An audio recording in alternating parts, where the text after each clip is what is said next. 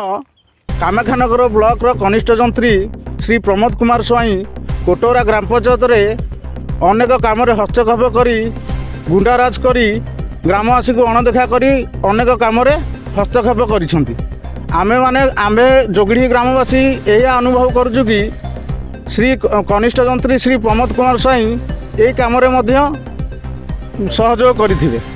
स्तर में एतिकी प्रश्न करिया को चाहूँ कि सरकार को केउं योजना रे एठी माटी कार्य खनन होउतला एवं अन्यत्र स्थानांतरित होउतला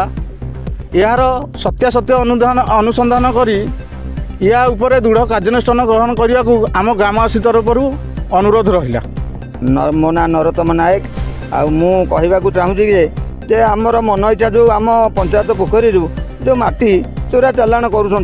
दीटा जेसीबी 10-10टा ट्रैक्टर नहीं आमर मालबंधरे माटी पकाउछंती तेणु ये मन इच्छा गोटे शासन करुँच। मु प्रशासन को अनुरोध करुँची जे या उपरे दृढ़ कार्यानुष्ठान नियंतु आउ गरीब श्रेणी लोक मैंने काम करतु आउ एटे मेसीन जमती काम न करू।